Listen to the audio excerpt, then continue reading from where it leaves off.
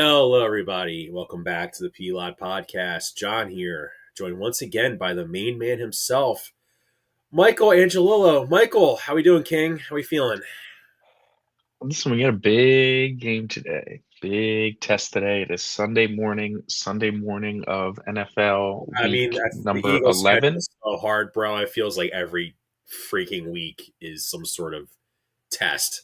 Absolutely. But, this one feels a little different, I think, just in light of how the team has kind of looked, especially and almost exclusively offensively, how they have looked and how that's not been pretty. Um, they're winning games because they win the turnover battle and they score touchdowns when they get in the red zone and they still hit their explosives. But every other aspect of offense that you can imagine is pretty putrid.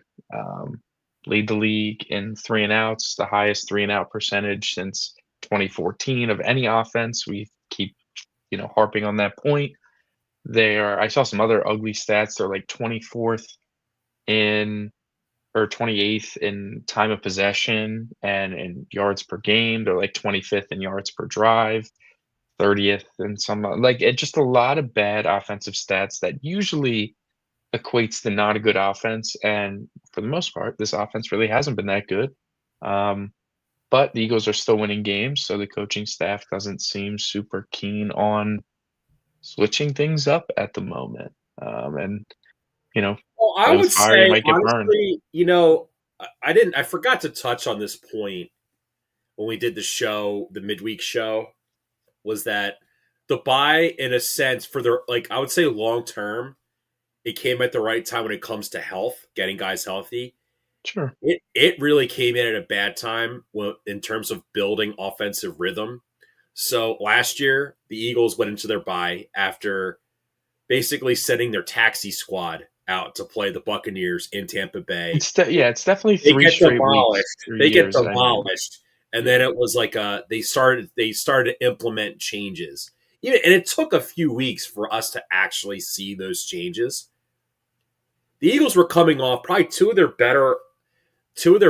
best 2 week stretch of offense, like all season. Right, you played the Vikings in Minnesota, one of the best defenses in the NFL. Say what you want about Carson and his Yeah, but turnovers in Jalen, I that game. mean, the offense is the story there. Jalen had a perfect passer rating, like, he was awesome. They threw the ball a lot, and both receivers went for over 100 yards, like, Brian Flores, I who's a likely to get another head coaching job, whether it be it in the NFL or even college. yeah, Like he's there's a so elite DC, that's for sure, right. and Well, he is a top five, probably top three defensive coordinator and potential head coach. Right, and then you had the Giants, and you didn't have AJ in that game, and he scored 38 points. Um, Jake Elliott misses a field goal. There were points left on the field, so you could have hung a 40 burger on the Giants. You know, and then you go and have the bye, and yeah, then no, I hear and you. The then you come bye out slow again against a team that you've beaten a lot recently. That's looking for revenge, and you find a way to win that game. But offensively, okay, let's say Micah doesn't stick his leg out and trip Saquon, you win 17-7. Still was not a good offensive game. So No, yeah, I mean, we're 3 straight years now of the Eagles playing, like, pretty garbage out of the bye. They beat the Chiefs in that ugly Monday night game in 2023. They beat the Browns barely in a very ugly home win out of the bye last year, and then obviously this year, very ugly win that you almost choked away at the end of the Green Bay Packers. And I'm not mad that, oh, they come out slow after the bye or whatever. It's just like they just go into their turtle shell. They took the head coach, coaching staff, whatever, they took the wrong lessons from 2023. Uh, John, I think you might have froze up a little bit. Um, but I will continue to talk because I do think that I am actually okay at the moment. Yeah. So, oh, you good? You back? Okay, cool.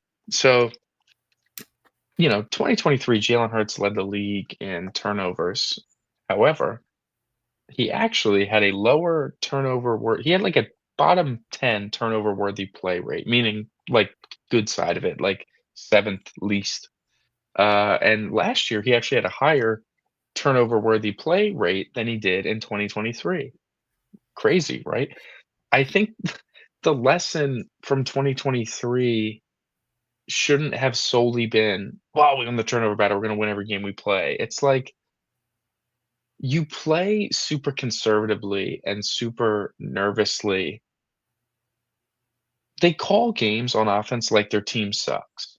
That's the problem. They call games as if they don't have 2 all-pro caliber receivers and a quarterback that has an all-pro and a Super Bowl MVP and one of the best running backs in the league, and when healthy, a really good offensive line, and you have a great receiving tight end too. They act like they're, you know, an offense that's poised to finish top 5 in the draft, and calling games that scared is just gonna like, what are you only planning on opening up everything and unlocking everything when you're down? When it's like the Rams game and it's like, "Okay, we're losing by multiple possessions here. We kinda gotta get things going and start airing it out." I think we both thought, I think we all thought that the Rams game was gonna be the wake-up call of like, "Hey, if we can throw early and be aggressive early, we might not need to worry about getting down in games and sweating everything out because our defense is so good that we can just beat teams pretty badly." I mean, everyone's on AJ Brown for criticizing it. He is far from the only person that has publicly complained about the way the Eagles go about offense. Jalen Hurts to Pam Oliver after the Rams game saying, "We completely did that to ourselves in the first half. We have to get out of our mindset playing not to lose. We need to be aggressive and play our game." Lane Johnson said the same thing. "We gotta be less predictable, and we gotta do what we wanna do." Devonta Smith, "Just throw the effing ball." They all want to do what they have to do to be good and play to their strengths instead of letting the defense dictate what they should be doing on a down to down basis. That's the biggest thing.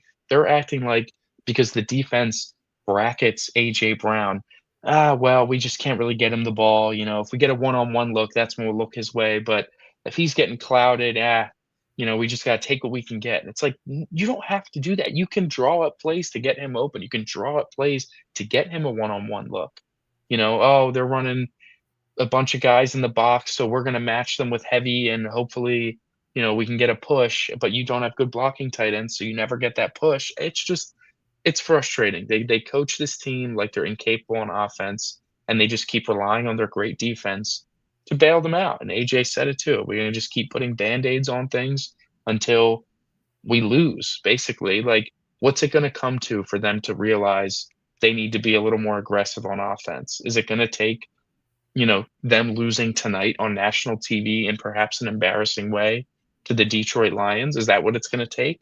I don't know. We'll see. But if this team really does want to repeat, I think that your philosophy of simply only protecting the football, winning the turnover battle, and that just equating to your wins is not going to lead to another Super Bowl. It's just not. You don't have enough steam on offense to keep up at the moment with the run game. It worked last year because you rushed for 2,000 yards.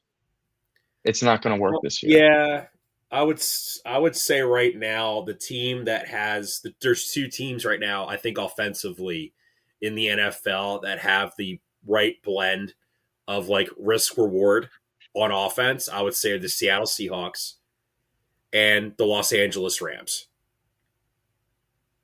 Is there Two of the another best offenses in the league is, right now. is there another team I'm forgetting to throw in I there? mean, like, not like in a little Like the different 49ers and looking Mac Jones wasn't their quarterback? in a Like, I different don't looking know. way, like the Colts are doing it, but the Colts are doing it because they have the rushing attack that's very explosive where when things aren't going their way, it's because Daniel Jones is being an idiot. It's less like Oh, bad play design, bad play call. It's more like, well, why is Daniel Jones holding the ball for so long and getting Well, I have stripped? a take on the Steichen offense. So Jalen Hurts was basically a one-read QB when he played for Steichen for 2 years, where people who I know that are like film guys, they'll be like, Jalen's cooking, but like, he's still only making one read. Like, if teams figure that out, like, he's going to be in trouble. It was You just know, better because those one reads were getting open. Like I'll so take that. Like Jalen has ascended as a quarterback since that's I 2022. I think that's the thing. Well, that's good. Probably like Sykin's probably going to be like McVay, where like he's just going to want a better quarterback at some point.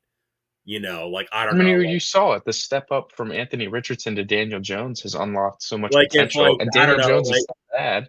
like if like the Chargers become stupid, like even dumber than they are, and Well, are like, oh, we'll take 5 first-round pick. Or like I'm just throwing out a no, scenario. I hear you. There's going to be better guys available that could potentially be an even further upgrade. You see what their offense has been now. But to wrap up, quick brief Eagles chat before we get into the picks. There's no reason to pretend like your talent can't be utilized, and they're like the only team to really sit back on their heels and let the defense dictate what they do. And that's super frustrating. As a fan, I'm sure that's why all the players are really frustrated too. That the defense gives a certain look and they just kind of throw their hands up like, well, I guess we got to do this now. And it's like, you can do whatever the hell you want to do. Why don't you try to run your offense no matter what the defense is giving you? You don't always have to just take what's there. You can go force the issue, be the aggressor, give them something to adjust for. It's a game of adjustments in football. We talk about that all the time. That you need to make a second Yeah, half adjustment, whatever. and the Eagles front office slash ownership is very much pro player. So like the fact that Lurie and Roseman had a convo with AJ Brown, and the fact like people like are saying like you see like Diana Rossini, her like really bad. When I say bad reporting, I mean she's literally looking at social media and is trying to create a narrative where she doesn't have actual sources. Like if this was Jeff McClain writing about it, I would be far more concerned because Jeff McClain has sources in Novacare. Does Yeah, he no, tend? I mean, Diana Rossini's Does he sources tend? were his The Instagram. fact that Jeff McClain's not really talking about AJ Brown to me is like really telling of the situation in terms of how much like this one ESPN reporter who by the way has had a lot of questions about her journalistic integrity. By No, the for way, sure. Like when she says her big source on AJ was like, oh, just look at his Instagram. And it's like, like when Josina it's not coming Anderson, from Eagles writers, it makes you think that like Josina Anderson, Ian Rappaport are way better, way more credible. no, sure. And when it's not coming from the Eagles reporters and it's not coming from McLean or whoever has maybe sources inside, it's it just shows that no one is really bothered by this whole AJ thing. And it's more likely than not that everyone agrees with him as opposed to them thinking he's some squeaky wheel. Like I think it's Can I bring up? I want to throw a question your way, or I want to throw something your way, and I'm curious to see what your take is. So, like Kevin Patullo just does not design anything for AJ Brown. The Eagles play the Giants, and we're seeing a bunch of they're Devonte Smith stuff. yeah, they're just drawing stuff up as Devonte Smith as like the go to receiver. Jahan Dotson, gets open downfield. Jalen Hurts makes a really good throw. Really, Jahan Dotson, Moss is a practice squad cornerback for like you see what, and then obviously they get Dallas Goddard involved because Dallas Goddard and Devonte Smith are on pace to have career seasons. Whereas AJ Brown is basically this $38 million a year decoy. And if you're Kevin Patullo, like, why would you not? To me, it's like if Kevin Patullo was coaching like the 1987 San Francisco 49ers, he would be like not be using Jerry Rice as like the go-to guy. Yeah, It's mind-boggling.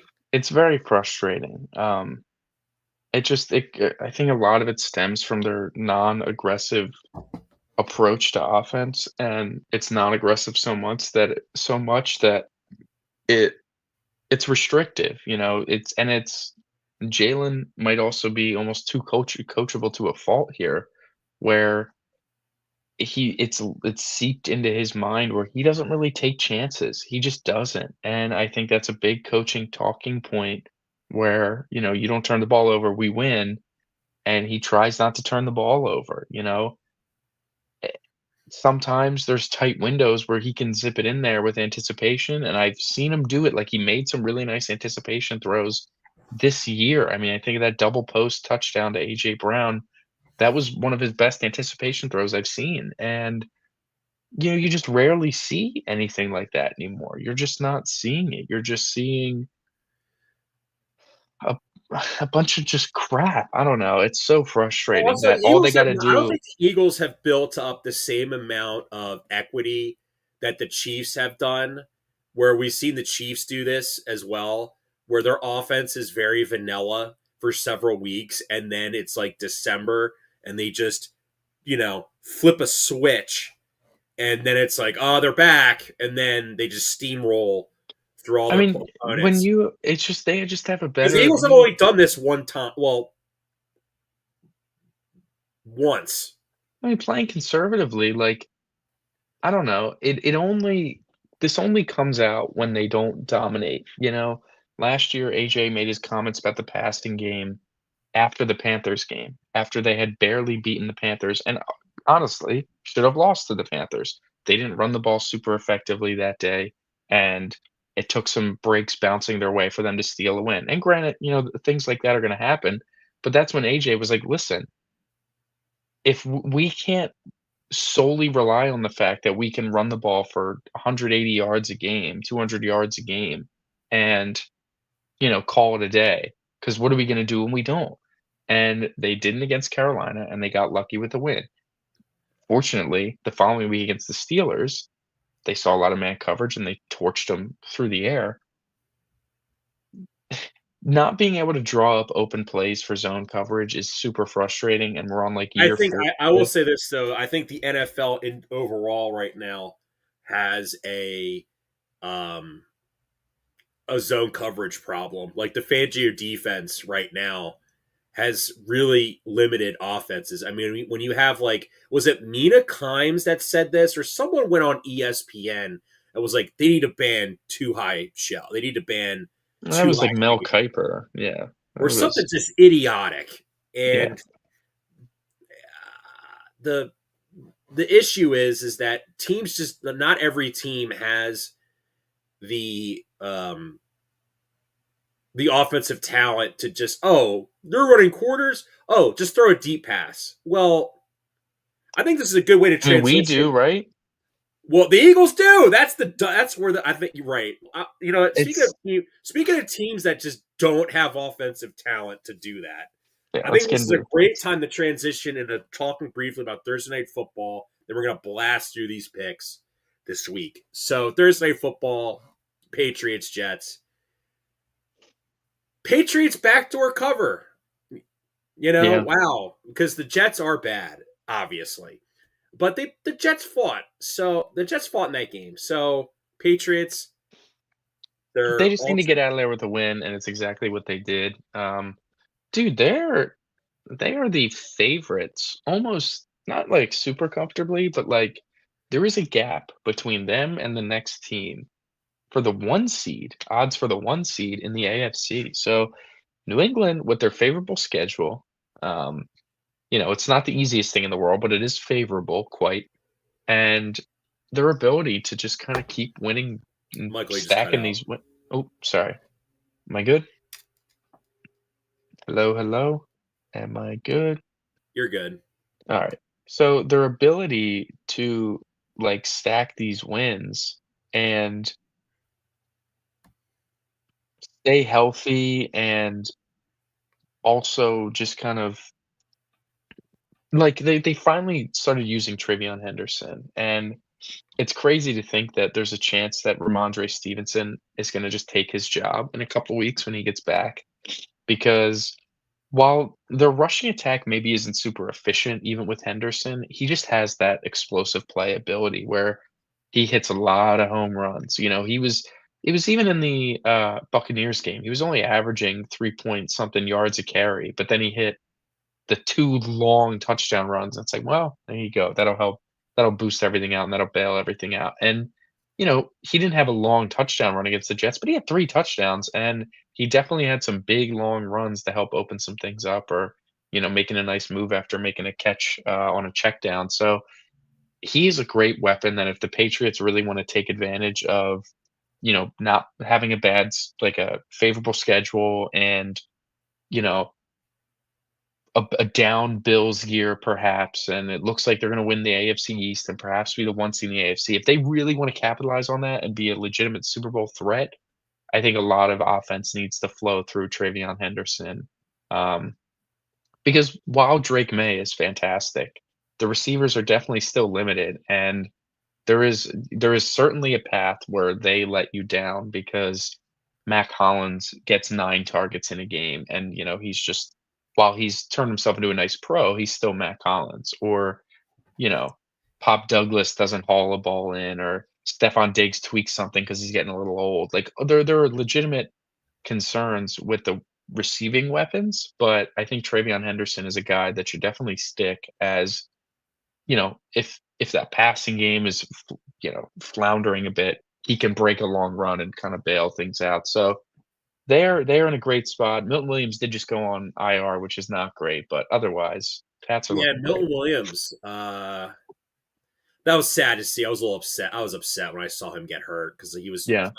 because he's finally like being like an every down D tackle, and a lot of people were questioning that signing. They were like, he's the most expensive signing in Patriots history, and he's not and he was not an everyday player, and like he's Yeah. been one of their key cogs on defense, and you saw when he got hurt in that game, it had an effect on the game. The Jets started to like kind of make the game close, and I think and look, I agree with you on Travion Henderson. Gives it dynamics to their offense. One thing about their offense, though, Michael, I don't that I want to point out in their passing game is Josh McDaniels. I am not a fan of Josh McDaniels at all, Michael.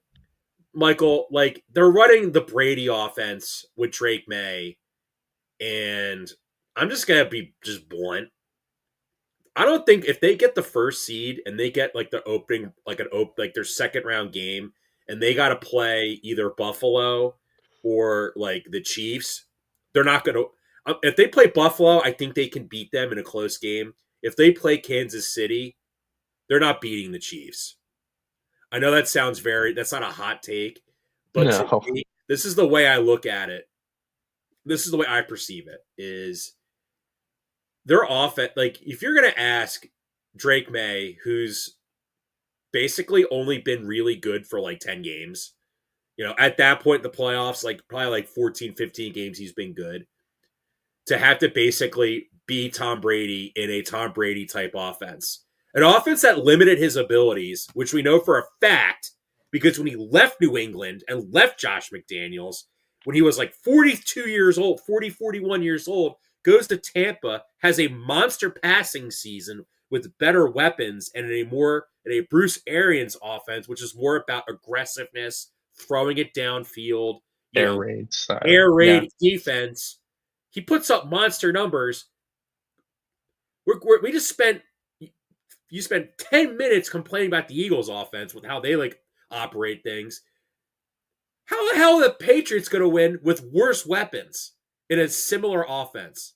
Yeah, the only, I guess, bailout there is that their weapons are worse, so it makes sense to be a little more conservative. But Yeah, but I think listen, Drake May is just good enough to kinda Drake let him off May. the leash, and whatever happens, happens. So here's where I think it's like, I don't know. I felt like I was when I was watching Drake May. I felt like I was watching him almost. I don't know your take. Like, I don't know. I'm trying to make it this make sense. What I'm about to say. I felt like I was watching him work out at the combine versus him like running a real offense, because he threw like, they ran like a bazillion out routes and he's just completing all of them really easy because he's got, top 5 NFL arm talent in terms of strength, accuracy, and placement, right? It's like they're trying to pick up yards and they're making it look difficult because it's like, look how great Drake May's arm is. Like it was almost like where I'm gonna call, like, Josh McDaniels, like, I'm gonna call plays so Chase Daniel has material on his stupid ass show to talk about for 2 hours. Yeah, As no, I opposed listen, to as opposed to, hey, what easy buttons can I press for us to pick up yards? yeah. Yeah, I do think there's a path to some more Where if they're gonna run that easier. against Kansas City, Steve Spagnuolo is gonna make Drake May look bad. Not because Drake May is like, oh, they don't play good teams. It's, I don't know. It does. If to me, it feels like they're gonna play Kansas City. I think in the second round, and I think a lot of people are gonna. There's gonna be a massive hate watch. People are gonna want to hate because it's Kansas City, and then they're gonna beat them. That's just my take. But I'm Yeah. sorry. Yeah. No, you're fine. That's your that's your anti Josh McDaniels ra rant a little bit. Yeah, he's No, but bad. there's definitely validity there. It'll be interesting to see how He's they Teddy look when the Patula games with get like bigger. equity. Yeah, no, it'll be interesting to see how that plays out against some better teams because while their schedule isn't, like, super difficult, they do play The Ravens. back-to-back games against the Bills and the Ravens. That'll be interesting to see, but, I mean, leading up to that, Bengals, Giants, and then after I that, mean, Jets Travion again, Henderson Dolphins might again. run for 300 yards total in those 2 games Yeah, combined. so it'll be interesting. But we got some games to pick here. We have a game kicking off in a little over 30 minutes or so. We have a game in Spain. The Washington Commanders, um, led once again by Marcus Mariota, as Jaden Daniels is not playing. Oh shit! That reminds me. I should put Marcus Mariota as my starting quarterback in fantasy.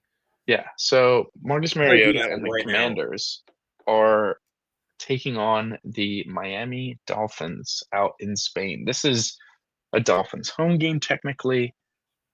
Um, no Terry again, no Daniels. It really can limit some sort of things. Dolphins are 2.5 point favorites. They're playing better, definitely, as of late. We talked about how their defense has gotten seemingly better as the year has gone on. They play against the run pretty well. It really it's tough to pick Washington, I think, even though you can imagine some frisky stuff. Like the Dolphins are really not to be super trusted. No, But they're not. Washington does feel like a dead team walking, and at the very least, if I could Yeah. predict something with confidence, it's that Devon Achane is gonna have a really big day. That's something I would feel comfortable predicting, that he could run all over this defense and could also get really active in the passing game against this defense. But other than that, I do think there are no absolutes in this game. Tua, you could get a bad Tua day, and it could keep this game close. You could have a bad Mariota day, and it can get real ugly for Washington. Or he can he can play well and you know get Debo involved. He's had a good year. Maybe finally get Ertz involved. He really hasn't had his best games with Mariota at quarterback versus with Daniels. So yeah, this could be an ugly one, but it feels like it could be ugly from both sides, and Achane kinda backpacks it. I'll take Miami minus 2.5. I'm gonna go with. I'm gonna run with the push pull theory on this because I don't really trust the Dolphins. I Sure. don't. I mean, we just like a month ago we thought the Dolphins could have been the worst team in football, Hmm. and then all of it like now they have a home game against a hated rival. And let's just be honest, the Bills aren't the Bills. It's just a fact. Like the Hmm. Bills have not accepted the fact that the driving force of their offense is James Cook, and it's more like you know I, I would not be surprised if the Bills if you're going to see some report where there's friction between Josh Allen and James Cook, where Josh Allen is audibling out of runs because he's trying to play hero ball and it's pissing people off in Hmm. Buffalo. I would not be surprised if that comes out. But back to this game, this is where I kind of feel like the Commanders could win. Is that they've just been so bad for so many weeks. Eventually, they're going to have to. It would be shocking if they just get their teeth kicked in again, and then they play the Eagles and get their teeth kicked in again. Because then you go from Dan Quinn being the coach of the year to now possibly being on the chopping block because of how much they've regressed. Even though like there's been the Jaden Daniels injury, like even last year when he was banged up, Marcus Mariota played pretty well. They didn't lose, like you know what I mean. It's just it's just a bad roster. Like they just built out a bad team, and like they took risks. We talked about with throwing a lot of draft capital at like some older players. Debo Laramie and Tunsil has Laramie been very good Tunsil. for them this year, It's not that they're bad, but and it's like Debo's you been solid mortgage as a lot well. of It's not your like those two future. moves have been bad. No, It's but they are bad because like their contracts are not like Laramie Tunsil is a free agent next and after not next year, after the following year. So his cap hit takes a huge jump next year to 24.9 million, and then he is a free agent the following year. So he's not here for very long. I know Debo's contract is also not very long. He's only on a 1-year deal with the Commanders, making, you know, only a 5 million, but he's a free agent next year. My point is that they traded a lot of draft capital in a year that they're going to be very bad and finish with good draft picks. And what they have to show for it are guys that are not on the team through Jaden Daniels' rookie contract even. So I'm not really sure what their plan is. They like pushed all their chips in as if he they're was going to have a 30. lot of cap space entering next year. I guess. I mean, they got to pay the Listen, quarterback. listen. I'm not trying to defend them per se, but No, like, there's no defense. This was like an indefensibly stupid offseason. no, I agree with you. No, their offseason was bad because like you go and make your free agent signings and then you'd make a Debo trade and then redo the contract. No, I mean, the whole They point did it is inverse. Like instead take of advantage of your rookie deal quarterback by getting big money on the books to young or age prime players that are going to be able to grow with your young quarterback. It's very much what the Eagles did, and it's paid excellent dividends. And they're doing like they're trying to just win now for 2 years, but Jaden Daniels is super banged up, so this year's gone, it's already out the window. Next year, you don't feel too good about, and then you're gonna have to redo it again, and then before you know it, you're gonna have to give Daniels, like, 60 million a year, and then what's gonna happen? So, I don't know. It's a disaster. Next game, we have the Green Bay Packers on the road against the Giants. Packers losers of 2 straight. They finally lost to a good team in the Eagles on Monday night. Looking for a big bounce back spot against it's gonna be Jameis Winston, correct? He'll be the starter that is this correct. week. Yeah. It's tough, man. There's that interim head coach voodoo. After Brian Dable gets fired, is this a game where the Giants with Jameis and Mike Kafka as the interim head coach are gonna put a lot of pressure on the Packers and they're gonna threaten to potentially lose 3 in a row? Is that really gonna happen? It's Mm, hard to say. I feel like Matt LaFleur is gonna have to he's now coaching for his job as, like, those rumblings of them moving on from him or, like, he doesn't have an extension after this year. Those are very real, and I think the best way to quiet some of those rumors are to put together a strong offensive performance, and a lot of that with this team is by being aggressive and kinda airing it out a little bit, and not just trying to run the ball 35 times a game when although Jacobs is good, he's only averaging, like, 3.8 yards a carry. It's very hard to live and die by that, so I am expecting Green Bay to light up the scoreboard a little bit today. I'm gonna take the Packers -7.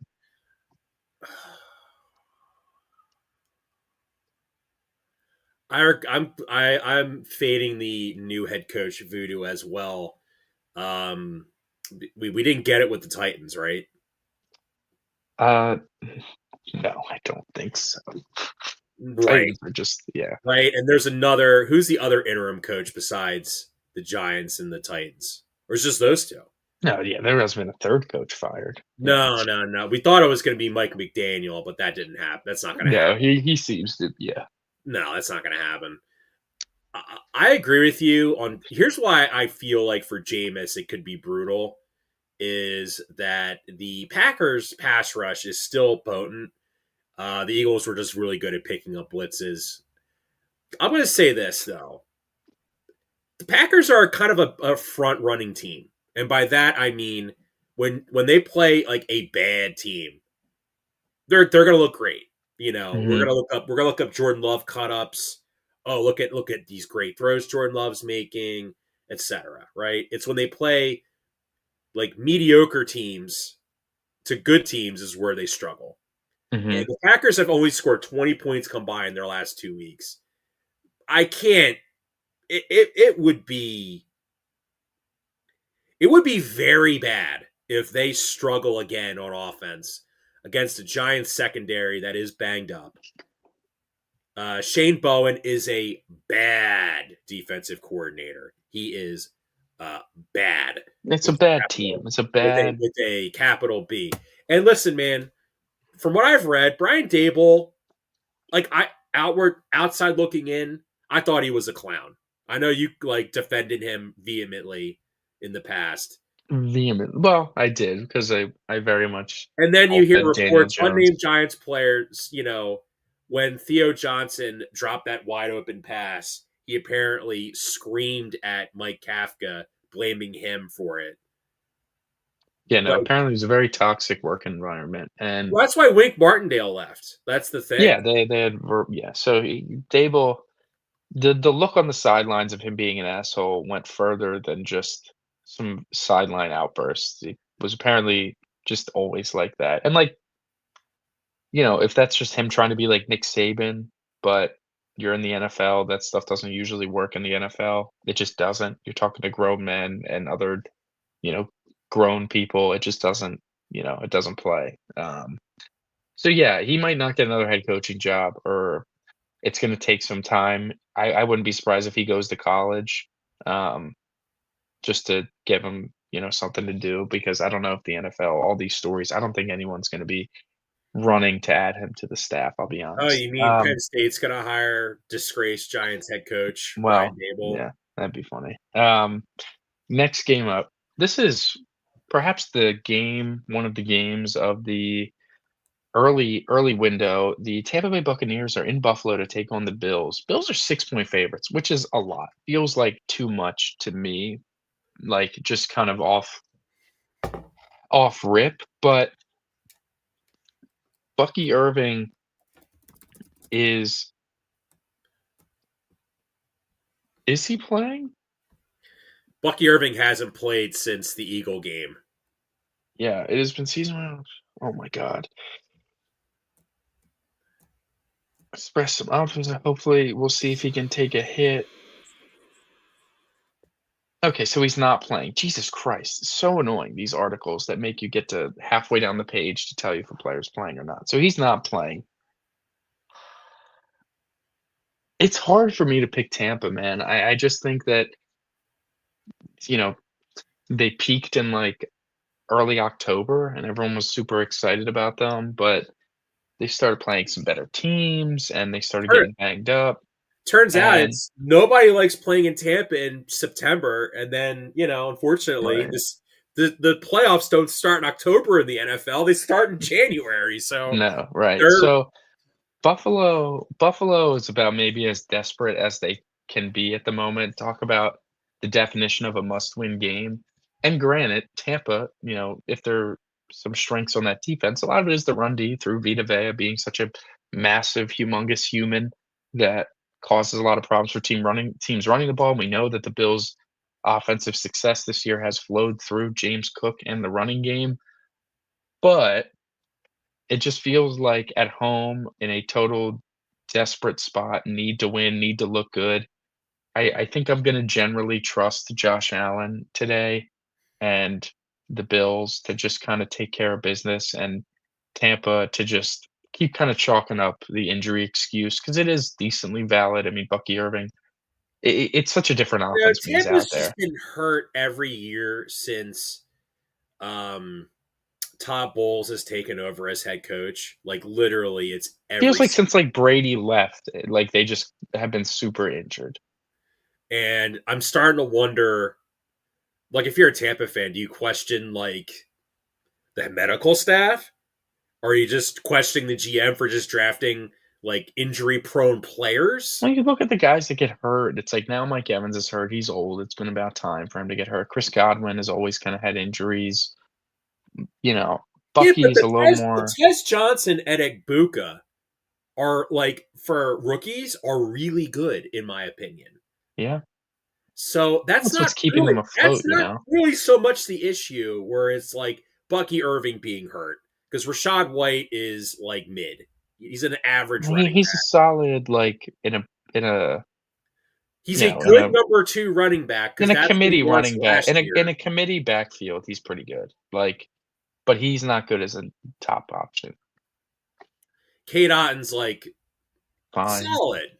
They have a bunch of fine players, and when they're really good players are not in, But the issue it for Tampa to me hurts. is still their when you look at Tampa, Quarterback. one, they really don't have their edge rush hasn't been that good.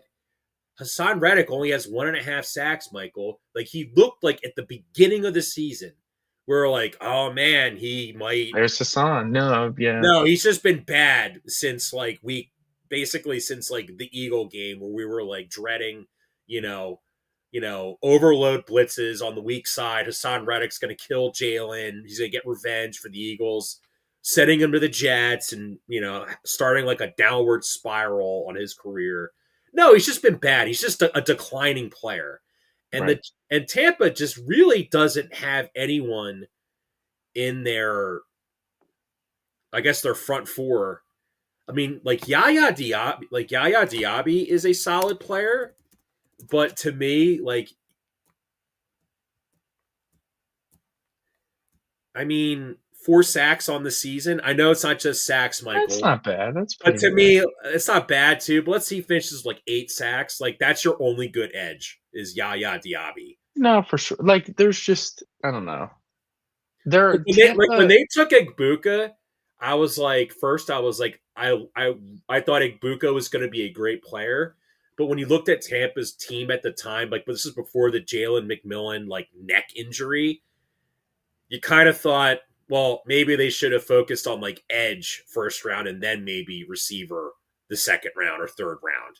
It's just more so like the team was never as good as I think everyone made them out to be, and this is more what they are, where they're, like, above average, and they can beat a good team on any given Sunday, but in terms of a consistent week-to-week product, they were never gonna win 13 games, like, and that's the way people were talking about them earlier in the season. That was just And never I gonna think happen. Jason Licht is a good GM Yeah, as I mean, well. there's a good amount of talent in there. They're just like, listen, the quarterback is limited, and when the weapons aren't healthy, it just makes things hard, and their defense isn't like this elite defense that can carry a team as much as it's just like they can make some plays. Again, they can go out and beat the Bills today, and it wouldn't be the most shocking thing in the world, but I just don't think they're not poised enough to, I think, be a legitimate contender. I'm going to They go can with win a the playoff Bengals. game, they're I'm not going gonna with win the 3. Bills as well because I do feel like to a certain extent, like there's jobs on the line in Buffalo. Like if the Bills somehow miss the playoffs, Sean McDermott's job is in jeopardy. I think, I mean, he likely is canned if they miss the playoffs, yeah, he's gone. especially if the possibility of Kyle Shanahan and even LaFleur to a certain extent become available, then if you're Buffalo, like you're going to try to move on from McDermott as Mhm, just because like the move is you need to invest in Josh Allen. That's the move, right? mhm, Logically, you think that's what they would want to do, And we bring in Kyle Shanahan, like we can make the offense even better. And then he might want to bring like his Robert Saleh with him to coach the mhm. defense. I don't know. Am I saying that's going to happen? Like I would put Kyle Shanahan staying in like the Niners like at like 90%, just because the Niners are kind of low key stupid and they could possibly let him go Yeah, because they're just inept in certain aspects. Anyway, we got to kind of blast through these picks, so let's yeah, just keep going. yeah. Alright, so next game we have, in the 1 o'clock slot are the Cincinnati Bengals in Pittsburgh to take on the Steelers, who are 5.5-point favorites. That feels like a lot to me. I don't see I mean, the Steelers' defense is not good enough, although it's been a little bit better. It's just not good enough to keep these Bengals weapons. Like, Flacco just kinda slings that thing around, and they can put up points and put up yards in quick amounts of time, but that defense is also just so bad. I don't know. You To can't me, see this feels Jalen like a Ramsey close like game. covering center field, possibly picking off an errant Joe Flacco pass. Maybe, but I just think they can kinda kill them underneath and let their receivers make plays and then force Ramsey to come up and be aggressive, and then, that's when you hit him over the top. Like, there's a path here. I mean, We let me ask you. So when we talk about the Bengals, their defense is like literally maybe like the worst of all time. Like there's Sure. right. No one really talks about how bad their offensive line is as well. Well, because Flacco doesn't take as many sacks as Burrow does. It's Oh. and listen, I see you. I see you smirking. Like, Burrow self-admittedly doesn't mind taking sacks on, like, 3rd down especially. Like, he said that. He's like, "Taking a 3rd down sack to me, I think is more worth it if I can, make a play sometimes." Not by necessarily escaping a sack like he's Lamar or anything, but, like, by just holding on to the ball, he trusts his arm to make a throw late in the progression downfield and doesn't mind taking a sack as the opposite of that, which, like, you know, in the regular season, the Bengals, that's kinda worked. He's had some great regular season numbers the last couple of years. They just have such a bad defense, it doesn't help. For Flacco, his old ass, he's not moving around back there. He doesn't wanna take a bunch of hits, so he's getting the ball out quick as hell. He's getting rid of that thing. He doesn't wanna get smacked around, so, you know, the offensive line doesn't look as brutal because he's not taking as many sacks, but it's still, like, they're still scoring lots of not points. to The call it defense, like a like, fantasy literally, I thing, don't but, know. like, Like, Chase Brown was like a top round, second round draft pick in everyone's fantasy leagues, and, like, just having a terrible season in terms of efficiency and all this sort of stuff because the offensive line is not good. They're not able to really move the ball. I am taking Cincinnati plus 5.5. I just think the Steelers maybe aren't good enough to lay 5.5 against almost anybody, let alone a division opponent. Like, I could see the Steelers winning, it feels like a split this year between those 2 teams, but I think it's gonna be another tight one. So give me Cincinnati to cover. I'm gonna check something real quick here. I'm gonna see Joe Burrow versus Steelers defense.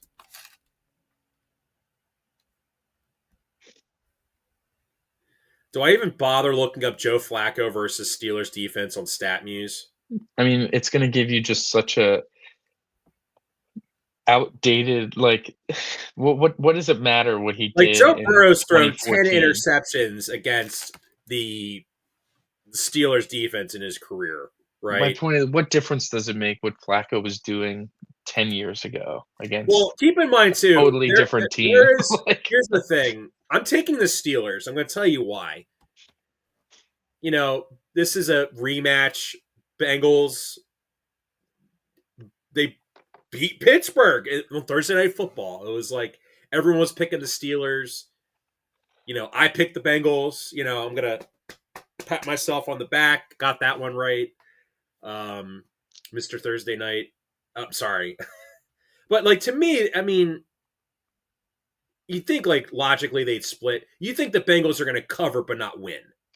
yeah, like, I just think this is a close game, and I I don't feel think they like win by a touchdown. Flacco has not had a dud yet against against like any opponent so far. And to be honest, like Michael, like if he would have a dud, it would be because he's just the He had Steelers. a dud versus Green Bay, but they won back when he was in Cleveland. What a Yeah, terrible like that game that doesn't was. count. 3.9 yards pass. I'm taking the Steelers to cover. Alright. Yeah, with Cincinnati, he's thrown for 342 yards against the Steelers, 3 touchdowns, no picks. 223 yards, 2 touchdowns, no picks against the Jets in that disaster. He also had a rushing touchdown that day. And then against the Bears in that also disaster loss, 470 yards and 4 touchdowns. So, yeah, pretty bizarre. So next game, the Texans Titans. Not a lot here. No CJ Stroud, so there is Davis Mills starting. Texans are still 5.5 point favorites. The Texans, dude, their defense is so good. Like, you look at some of those advanced analytic things that are like, oh, who's actually the best team in the league, based on like things like point differential and strength of schedule.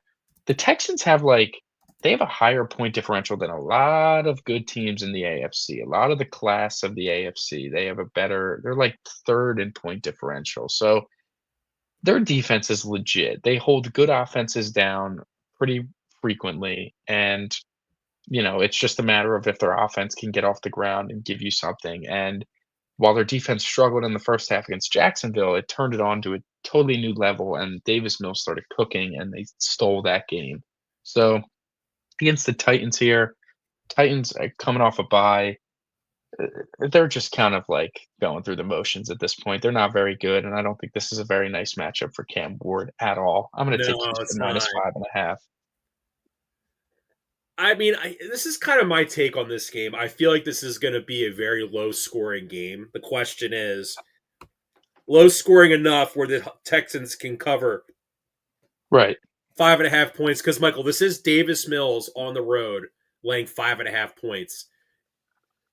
Michael, the Titans just might be in I the mean, how many people do you think are going to be at this Michael, game? in the 17 since we switched to 17 games in 2021, the Titans might be like the worst team ever in the 17 game era, right? Yeah. I mean, I'm going to go with the Texans, but I am kind of don't want to stay away from this game because we always have Yeah. a couple upsets every week. I could honestly see and the Texans almost stole a game from the Chargers where DK ran a punt back for a touchdown. Herbert was it a pick six or was it a thick Oh, six? the Titans, you mean? No, no, yeah, I hear you. Yeah, we'll see. Next game up, we have Bears Vikings. This is a good one. The Vikings are 3-point favorites at home. I gotta throw my hands up, man. I Wow. don't think I don't think JJ McCarthy, even against a terrible Bears You don't even defense, call him 9 anymore. You just call him JJ McCarthy. he's so bad. I don't know. If any I defense is bad asked you this. enough, So I asked you the question: is Justin Fields worse than 9? You said yes. Now we definitely. saw. Now we saw a full Fields game. Would you still say he's worse than 9? Yeah, definitely. He's the worst quarterback in the league. Yeah. I mean, McCarthy's not good, but like, I don't know. He just makes more plays in a week that aren't just running with, the insane athleticism that Fields has. Like, people showed that one he had a nice 12-yard run, but it's like he has Mason Taylor wide open, and it's like, if only he was better at keeping his eyes downfield once he escapes the pocket, he could really, like he could stick and be very annoying for teams to play against, but and granted, he can still create explosive plays with his legs, but when Fields gets out of there, he's getting out of there, and, you know, whatever. So, I'm gonna take the Bears +3 today against Minnesota. I think this is just a the Bears have an opportunity here that if they win, the Eagles win, the Bears are in first place in the NFC North, and that would be pretty crazy on November 16th. Um, their defense isn't great, but I think it's favorable to go against JJ McCarthy. Although I wouldn't be surprised if this is a huge Jefferson day because this is the first time you're getting frustration rumblings and things not sounding too good over there. Feels like this could be all right, we're giving him 15 targets and he's going to make plays and carry us. But I don't know. The Bears have just been kind of weird. I don't think it's fair for them to be 3-point underdogs in today's game. I thought Caleb's played The New well. England Patriots trade 2 first-round picks to Minnesota to acquire Justin Jefferson. That would be something. Um, so yeah, give me the Bears today in what's probably going to be a pretty tough, ugly one. So I'll take Chicago.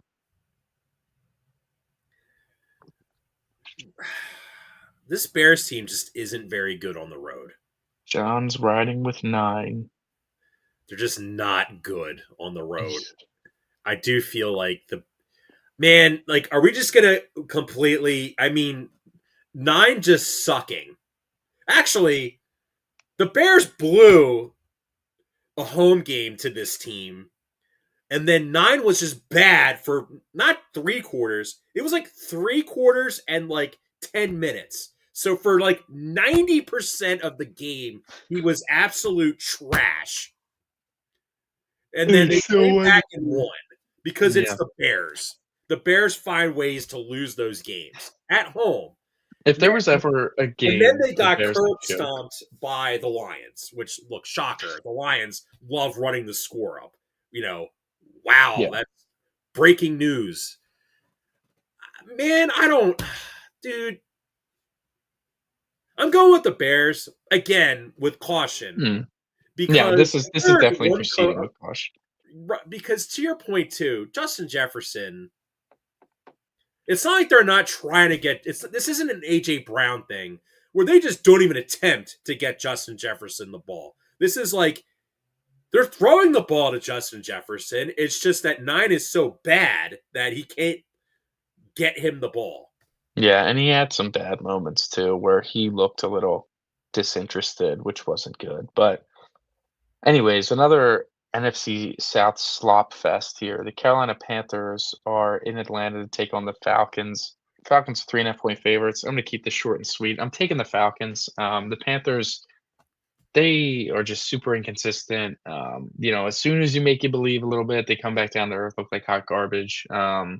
Losing to the Saints, that was so obvious after that Packer win. And I know ebbs and flows, and maybe they'll ebb back up again, but No, I have a hard this is time believing definitely Atlanta this is gets swept by definitely Carolina. ebbing into the flow of Atlanta to like con people into thinking that They're they going to have an lose every absolute game ever. good offense. Like they might drop like 49 points. Listen, last time these two teams played, Carolina won 30-0. So it's not That's my like, point.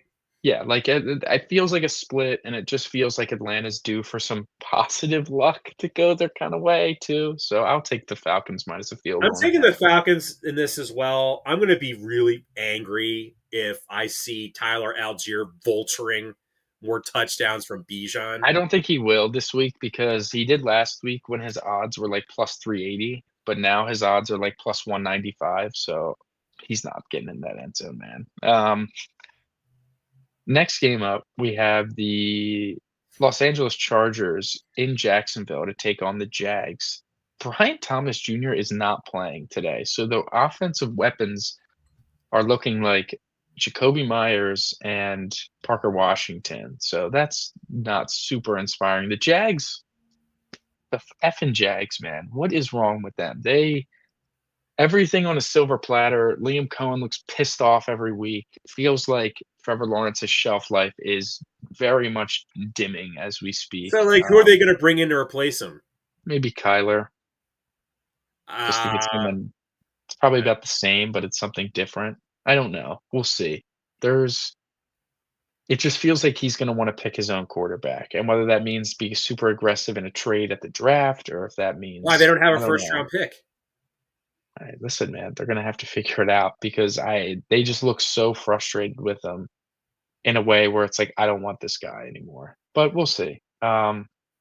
This is a tough game here because the Chargers, they did not look good against the Steelers on Sunday night in their No, they victory. didn't, and we They know did why. not. We know why because of the The Joe Alt theory, no Joe Alt, it doesn't Michael. look It's so not good. Michael. It's not a theory anymore. It's a fact. Yeah, it is a fact. It's a Joe Alt, fact. I mean, him being out for Even those this. late. Remember those early? Do you remember those like Carson when the Eagles like when they were missing Lane?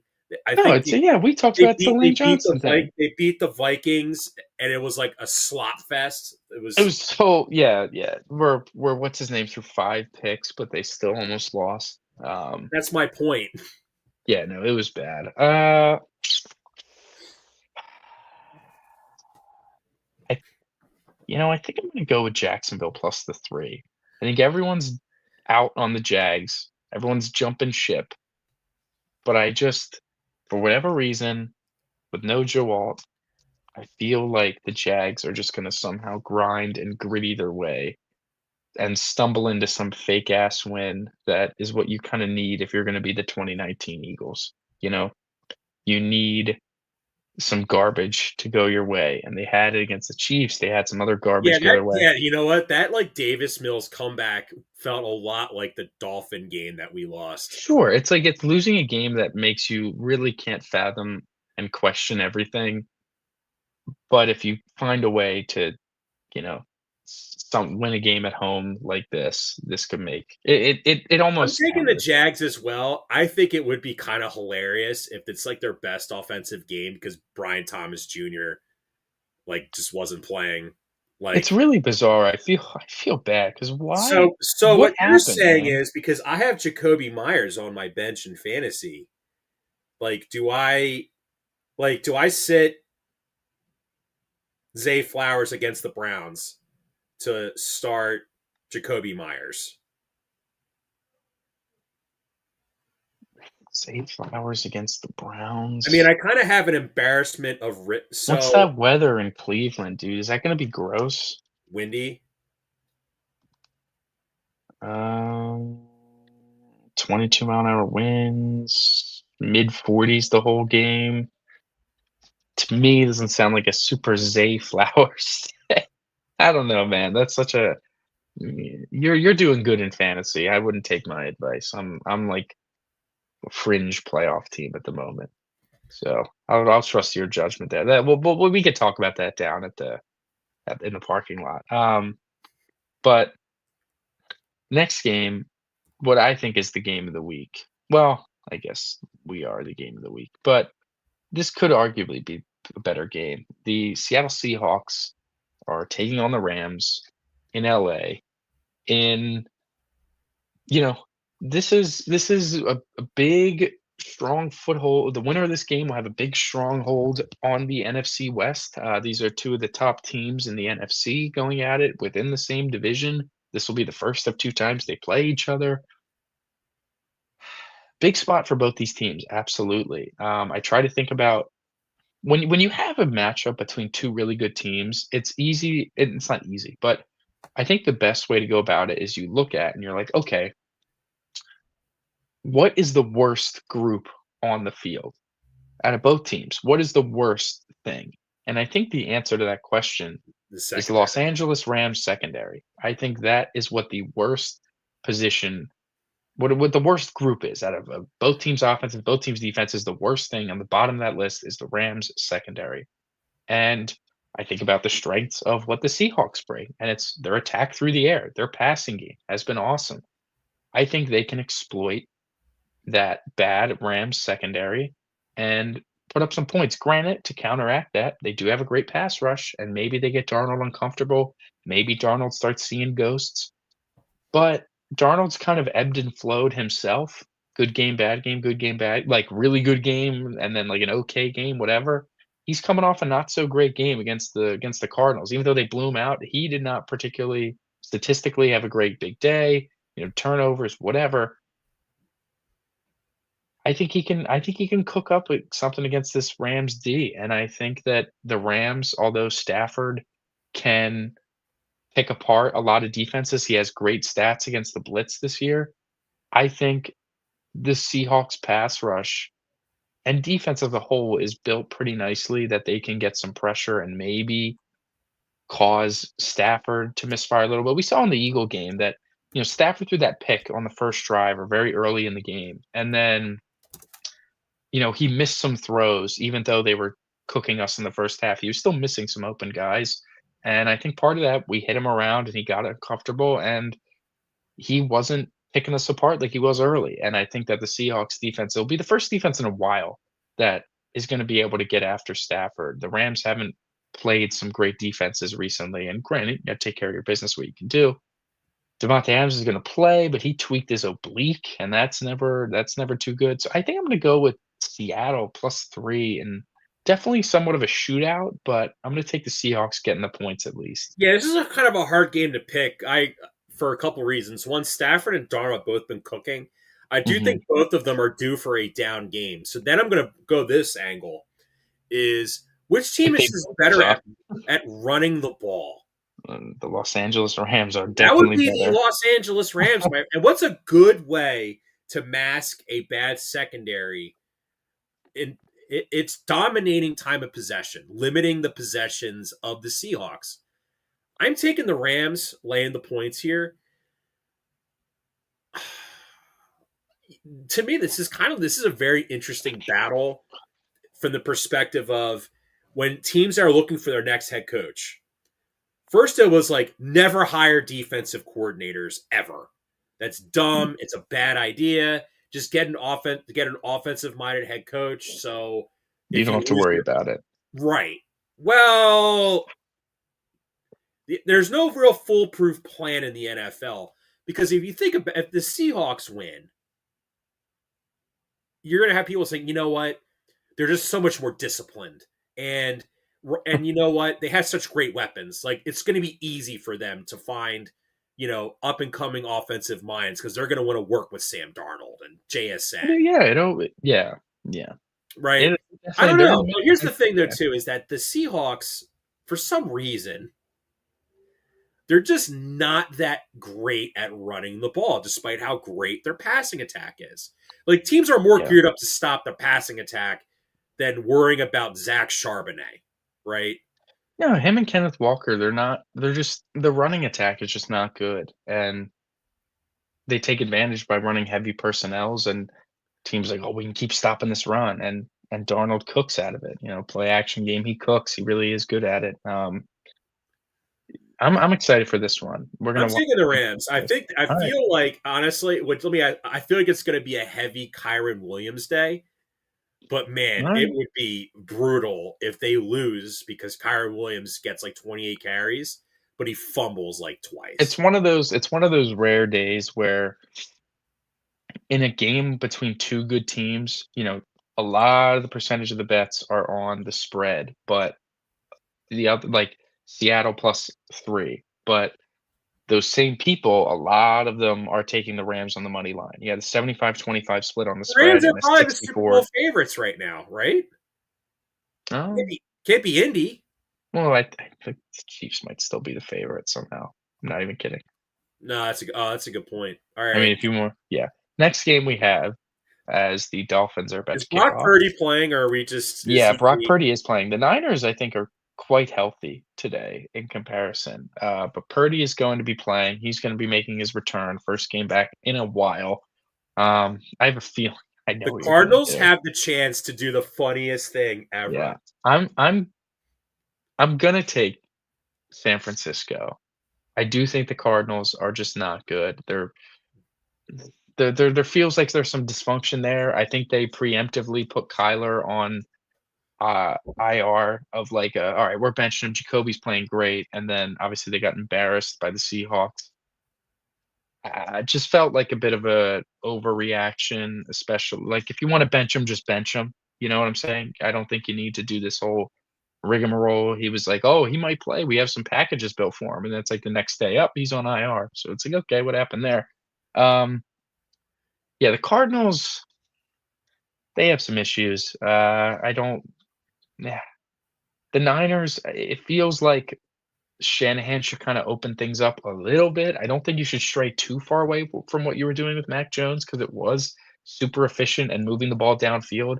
But I do think Shanahan does and should have a little more trust in Brock Purdy to open some things up a little bit and kind of get some of that explosive game back for them.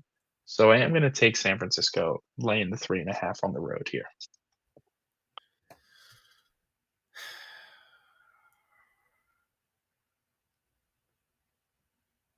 I'm going with San Francisco. It does to me. It does feel like it was a close game the last time these two teams matched up.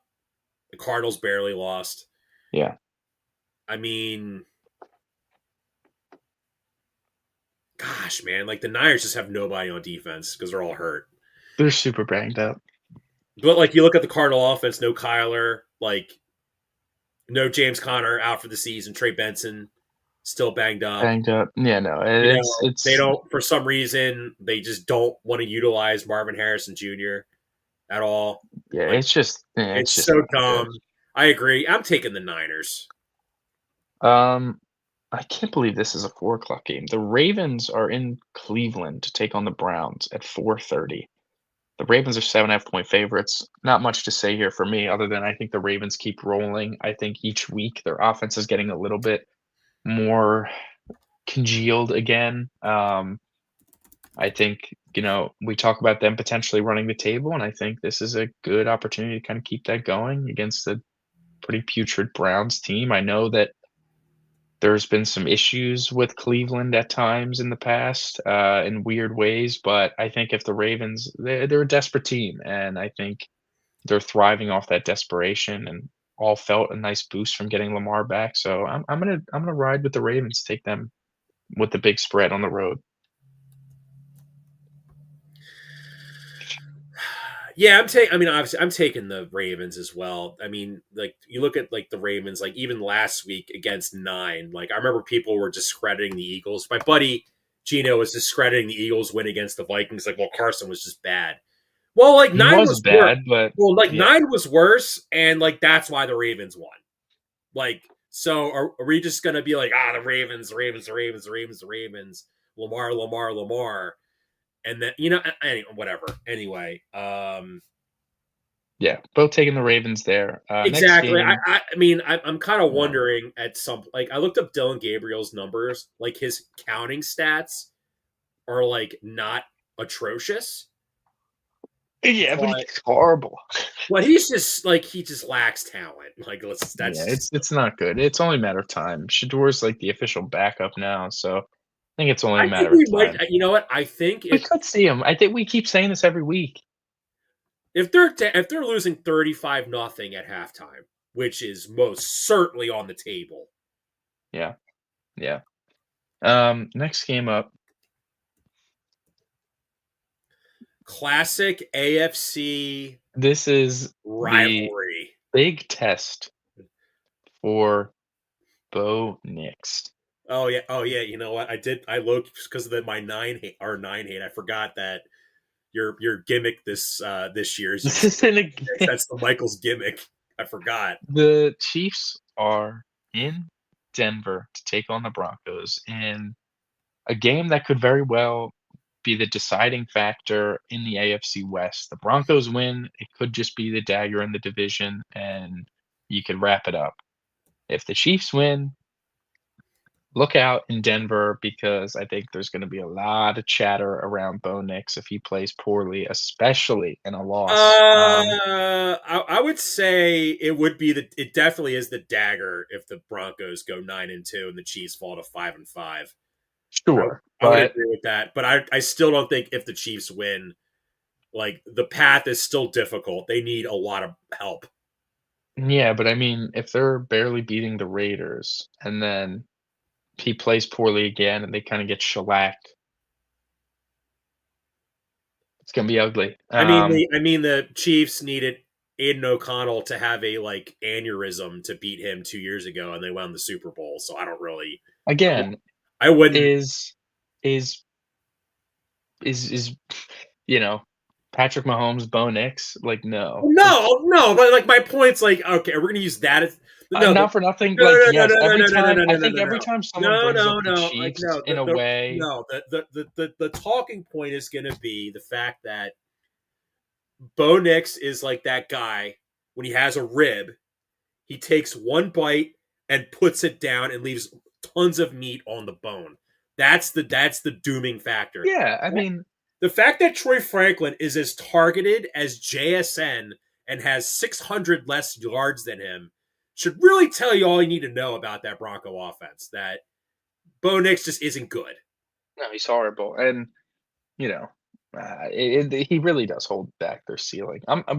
We're alluding to it. I'm taking Kansas City -4.5. I think this is the turning point. This is they were looking ahead to this game all year, all this sort of stuff. This is the biggest game, biggest spot, biggest situation. What are they going to do? What are they going to show? Are they going to be able to put the knife in this division? And you could wrap it up right here before Thanksgiving. And I think they're just going to keep that door open. They're going to leave it open, and the Chiefs roll, dude. Pat Surtain's not playing. Like he's out for a while. He's been out for a while now. Like Rasheed Rice is going to be able to cook like Riley Moss or whoever's guarding him. The Denver defense, while still great, when you remove Surtain from it, it can definitely get exposed a bit. And this is an opportunity for it to be exposed. And I think at the very least, Bo Nix is going to greatly struggle. And no, listen, no J.K. Dobbins. He was having a fantastic season. No Dobbins is a huge loss for them as well. So the Broncos are also banged up. Things are not going their way in the health department either. Um, I think the Chiefs they're in a much better situation entering this game. I'm taking Kansas City.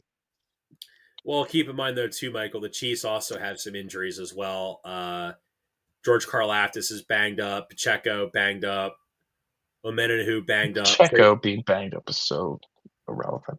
I mean, They run the ball 3 months. Xavier Worthy's also banged up. Yeah, that one hurts. That one Like they're hurts. pretty banged up too. So I wouldn't necessarily lean a ton on the injury angle. I'm going with Denver, and I'm going to tell you why I'm taking Denver for a couple reasons. One, Patrick Mahomes just really struggles against that Fangio style defense, which the Broncos employ. They run the Fangio style defense, They run a lot of man, I'd say. They but run a little more Fangio, man than but Fangio. Sean Payton tried to bring Vic Fangio back.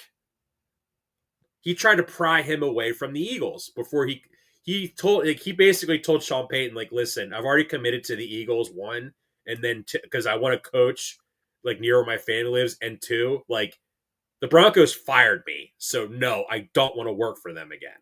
I mean, this is a Vance Joseph-led defense. This is his own scheme. Listen, it's a lot of tight man.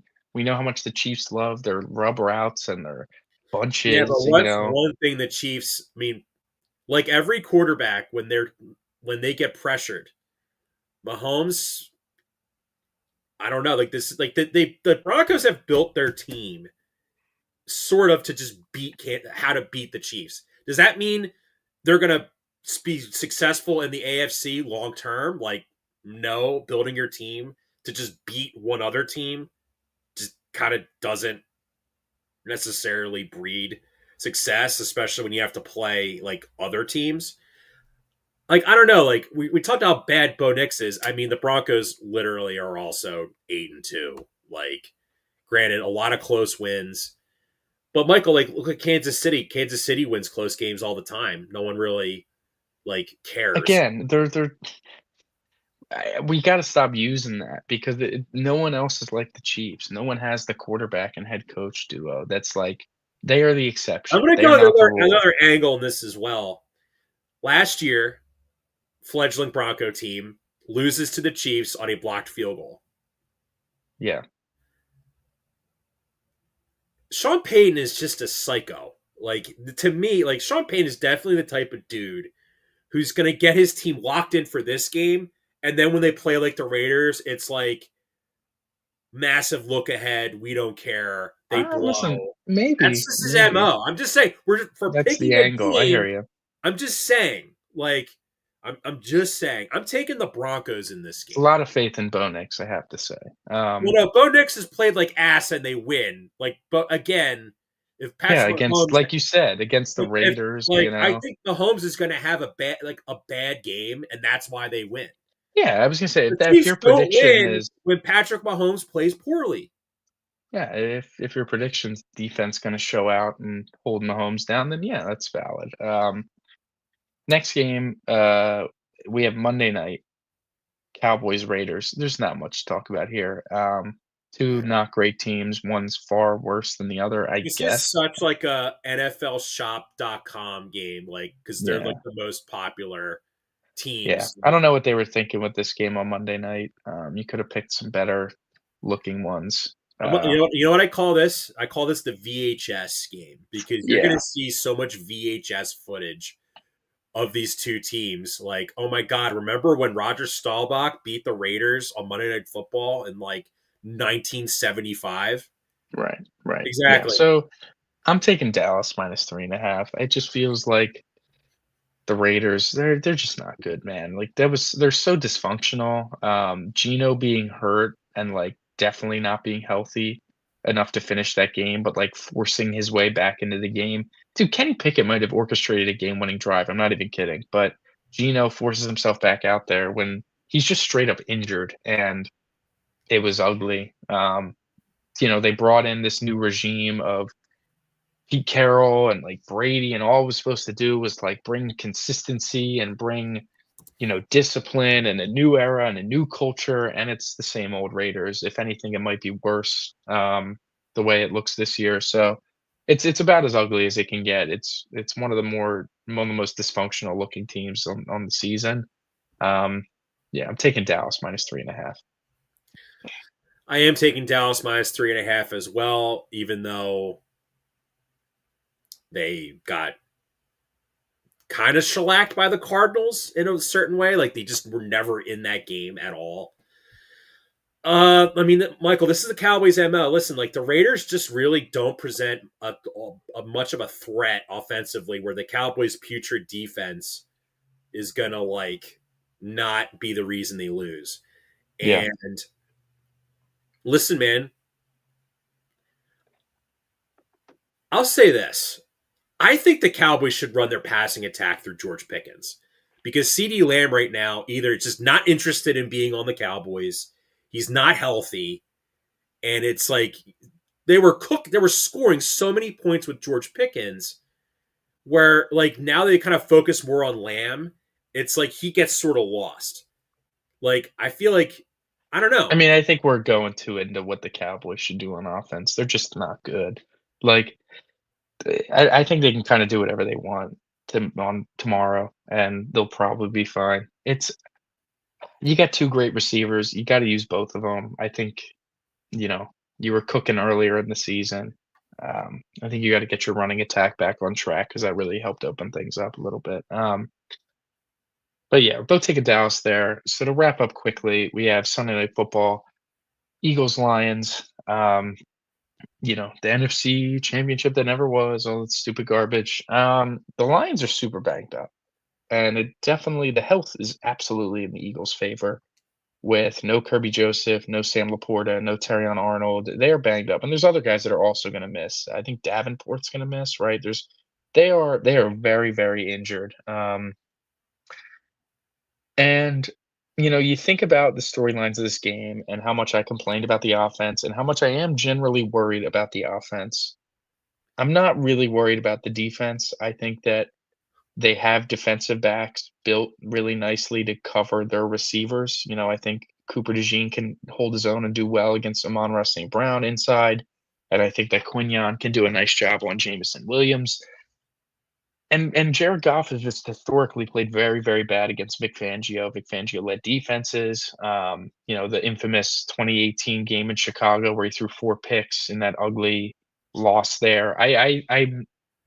my mind is telling me the Eagles defense gets after Goff, makes him super uncomfortable, and keeps the Lions to a lower Well, the weakness scoring of the Lions' win. offense is the interior of their offensive line. Everyone's been talking about that. It's Yeah, why and I mean, they the have. strength of the one of the biggest strengths of the Eagles defense is their interior defensive line. Well, no, So, the biggest strength of their defense is the middle of their defense. When you up, like, not just like include linebackers too, Zach yes, Bond yes. and Nakobe Dean. The Eagles' defense, when Nakobe Dean was out, they were giving up 4.8 yards per carry.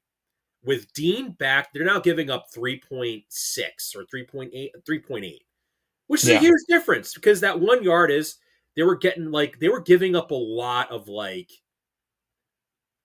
drives where it was like a death by 1,000 cuts where yeah. they would give up that extra yard in key situations.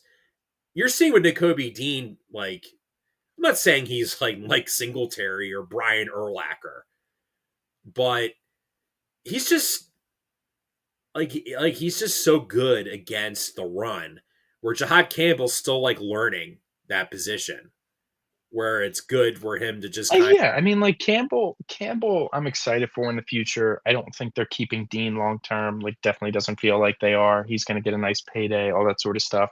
They're trying to keep him at edge a little bit so they can just have him on the field because he is a nice player to have on the field, but it does feel like he gets a bit overmatched out there at times, especially when it comes to setting the edge in the run game. Um, I do still think he's great in coverage and probably a little bit better than Dean in coverage, and I agree with that they gotta find they wholeheartedly. gotta find that balance in rotating those 2 guys in there, but Yeah, like but you it's like said. you saw against the Packers, 3rd and 12, Jahad Campbell's out there in coverage because they know they're Yeah. not going to run the ball. No, sure, and, like, we both know it, like, maybe we see some more base defense. I mean, I don't know, you can't hear it, but, like, the wind is crazy today. It's gonna be swirling during the game too, so complain a lot about the passing game on offense. We just might not see a lot because of the wind, whatever, The but I wind's do supposed to think die down later in the day, though. I would If this love was a that. 1 o'clock game, yes, it would be very bad. Okay, I hope so, man, because, it's gonna be tough to sit out there in the cold Tailgate's for. going to be a little brutal to start, but then it's supposed to get Yeah, it better from should what I heard. even out, yeah, but regardless, I do think the Eagles' defense is poised to handle this Lions offense to some respect.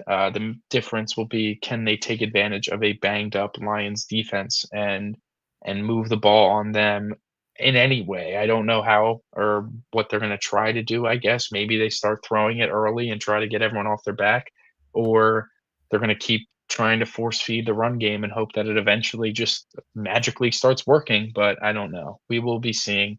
I am taking the Eagles -2.5. I'm not trusting Goff in a big game. I'm not trusting Goff on the road here. I'm not trusting Goff against the Vic Fangio defense, and I think that honestly will be enough to get a win. Kind of regardless, I could see this going a lot of ways. I could see this Eagles trying to shut us up, and AJ goes crazy, and the passing game as a whole goes really well, and they put up a lot of points, and maybe the Lions have a little more success on offense than I had anticipated, and the Eagles win like 31 to 27, something like that. And it's like, okay, you feel good about the offense. Or I could see this being a low scoring, sloppy, ugly, defensive kind of battle, and the Eagles just tend to win these sort of games more than they don't. And the Eagles win like 23-20, something like that. So I do think they managed to get a win. There are some whisperings of this game being very ugly for the Eagles and them losing, but I am going to trust them to kind of keep their winning ways going, even if it doesn't look super good. And their need to fix it will come later, I guess, as opposed to right now. So give me Philadelphia -2.5. I'm going with the Eagles as well. I do feel like I don't know. Pleasantly surprised. I follow Elliott Shore Parks as well. Yeah. It feels like if the Eagles score like 31 points, if it's like 31-17, Elliott's big thing is he thinks that Kevin Patullo is going to be a head coach. As absurd as It's that so funny, sounds, dude. I do kind of agree with him when you have like just really dysfunctional teams that would literally hire someone because it's the Eagles and they want to like, oh, Kevin Patullo's worked with Sirianni for like 5-6 years. He can bring that I to mean, our. it's gotta look good. They won't hire him if it doesn't look good. Like, the offense needs to look better. He's not getting a job otherwise. We If saw we are, Brian Johnson. He didn't get a head coaching job, but he got a quarterback's coaching job, you know? do you hear me knocking on my wooden table? Yeah, I do. If they do somehow, do the deed, I'm not going to say what it is, but I think you know what I'm talking about. Do it. Yeah. Uh, the Titans are going to hire him. They're dumb. They're a dumb team. They're dumb. We think Yeah. it's dumb, but guess what? Dumb teams do dumb things, and they like. Why is that inconceivable? No, I listen, it'll take that. It'll take them going on a run Like the again, Giants I think. hired freaking Joe Judge to be a head coach. You mean to tell me Well, I mean, is an again, impossible thing? yeah, that was very stupid. Well, yeah, we do, I guess, generally underestimate the dumbness. But anyways, both taking the Eagles there. We have a long, fun day ahead of us at the Yes. tailgate and eventually What's the the score game. of this? That the 3-0 Miami. wow. It's early. Yeah. So, I'm all gonna right. be I'm gonna be It is so pissed. about I'm gonna be so pissed if Bo Nix throws 4 touchdowns today because he is not starting for me in fantasy. Oh, the Commanders are in the red zone. They there you are go. at the Miami 9-yard line. There you go. All right, everybody. That is our show, and we will catch you later in the week to break down week 11. We'll break down these games. Take care, everybody. We are part of the Fired Up Sports Network of shows. Please check out other Fired Up Sports Network podcasts like the P-Lot Water Cooler Talk, Bell Smashers, Philly Sports Love and Pain, Drunk on Broad, Beer Battered Sports, and the Fired Up Sports Show, which are available on all major podcasting hosting sites and social media. Also, check out Mark Ramos' Roundup on firedupsports.com, which breaks down the happenings going on with all your favorite local teams.